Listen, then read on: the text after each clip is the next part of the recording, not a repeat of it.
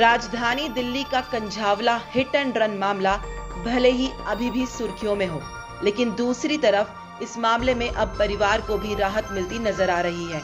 जहां एक ओर इस प्रकरण में गृह मंत्रालय को सौंपी गई रिपोर्ट के बाद मामले में धारा 302 जोड़ने को लेकर विशेष निर्देश दिया, वहीं दूसरी तरफ अब दिल्ली सरकार द्वारा अंजलि के परिवार के लिए किए गए आर्थिक घोषणा की राशि दिल्ली सरकार द्वारा परिवार को सौंपी गई।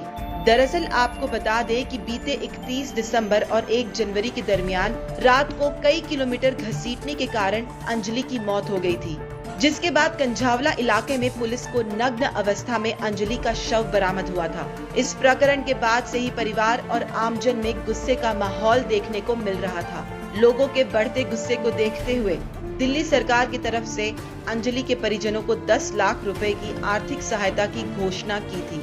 उसी घोषणा के तहत दिल्ली सरकार द्वारा शुक्रवार को अंजलि की मां को 10 लाख रुपए का चेक प्रदान किया।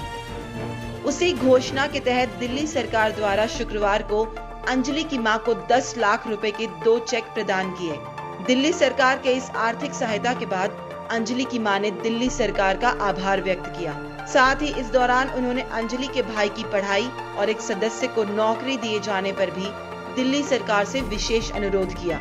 इस दौरान अंजलि की मां ने धारा 302 जोड़े जाने के निर्देश पर भी खुशी जाहिर करते हुए आरोपियों की फांसी की सजा की मांग की। साथ ही पुलिस कर्मियों के खिलाफ हुई कार्यवाही को लेकर भी अंजलि की मां ने खुशी जाहिर की।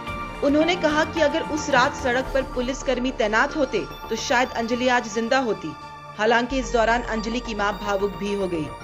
गौरतलब है कि 1 जनवरी की तड़के कंझावला इलाके से पुलिस को एक युवती की लाश नग्न अवस्था में मिली थी। पुलिस ने युवती के शव को अपने कब्जे में लेकर इसे सुल्तानपुरी थाना पुलिस को सुपुर्द कर दिया था। हालांकि पुलिस इस मामले को एक्सीडेंट के नजरिए से जोड़ती हुई देख रही थी, लेकिन शुरू से ही जिस स्थिति में युवती का शव मिला था वो और भी कई सवाल खड़े कर रहा था। फिलहाल पुलिस ने इस मामले में 7 आरोपियों को नामजद किया है, जिसमें से 1 आरोपी जमानत पर है तो बाकी के 6 आरोपी न्यायिक हिरासत में हैं। और पुलिस अलग अलग पहलुओं से पूरे मामले की जांच में जुटी हुई है। आपको बता दें कि सुरक्षा के मद्देनजर 31 दिसंबर की रात को पुलिस अलर्ट मोड पर थी, तो इतनी बड़ी घटना कैसे हो गई, ये सबसे बड़ा सवाल है।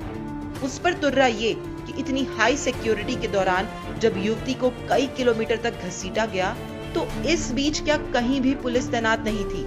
इस घटना ने एक बार फिर से महिला सुरक्षा पर कई सवाल खड़े कर दिए हैं। मैम, जो आपको दिल्ली सरकार की तरफ से जो अभी राशि जो प्राप्त हुई है, इसको मिलने के बाद आप किस तरीके से दिल्ली सरकार को धन्यवाद करेंगे? धन्यवाद है। किस तरीके से दिल्ली पुलिस अब 302 लगाने की बात कर रही है और जितने भी उस दिन रात में पुलिस वाले जो पीसीआर में थे उन सबको भी सस्पेंड कर दिया गया, उस बारे में क्या कहेंगे? अच्छी बात है, उनको तो सस्पेंड होना ही था।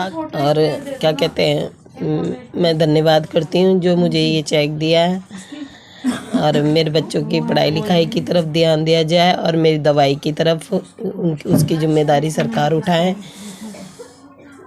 क्यों मैं काम करने लायक नहीं हूँ। और जो मेरी नौकरी की बोला हुआ है मेरे भाई की या मेरी किसी की भी हो, वो उसकी करी जाए सरकार को और उन 5 जनों को फांसी दी जाए। वीडियो पसंद आई तो लाइक करें, सब्सक्राइब करें न्यू टाइम्स को और अपडेट सबसे पहले पाने के लिए प्रेस करें बेल आइकन को।